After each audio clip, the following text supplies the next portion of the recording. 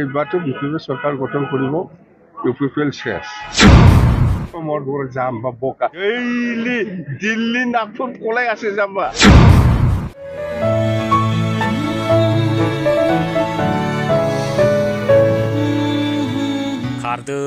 खारदों रायजो राजाफ्रा प्रमद बन्धु बिथांनि माने मा होनो बिटिआर सान्थि रायजोखौ गारनानै नङा होमब्ला खारगासिनो दं दिनैनि दिनाव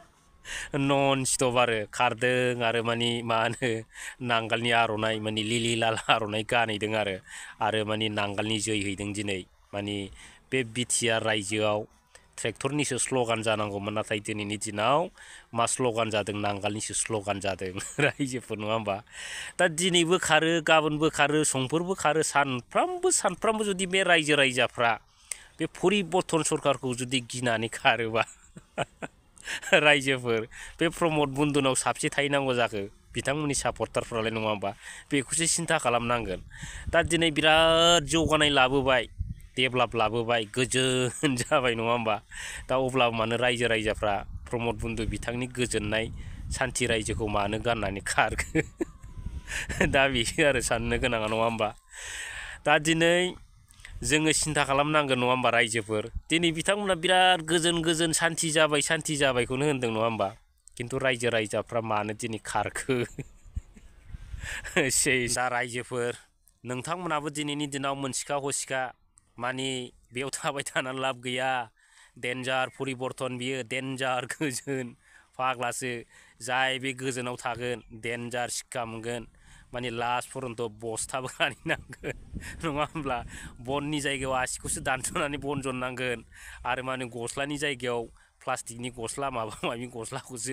गस्ला गाननांगोन बेखौ मिन्थिखा बे परिबर्तना डेन्जार दा रायजो राजाफोर दिनैनि दिनाव मोनसिखा हसिखा नङा होमब्ला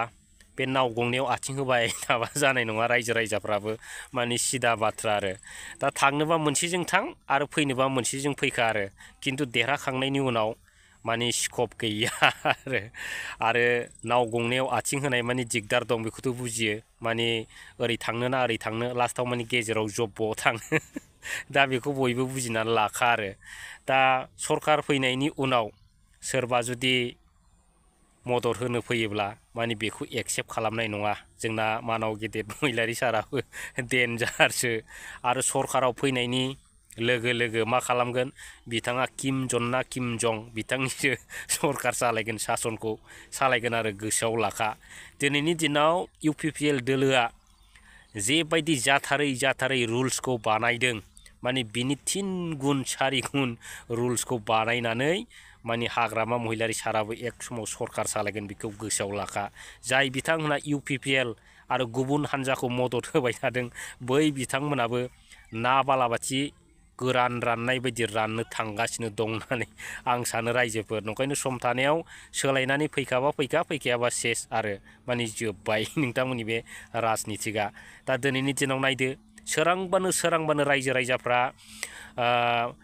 मानाव गेदेर हाग्रामा महिलारि सार दैदेननाय बिपिएफ हान्जाखौ दिनै सरकाराव लाबोफिननो थाखाय लैहोर हान्जा दिनैहाय खारबोबाय थादों नङा होमबा दा बैफोरबायदिनो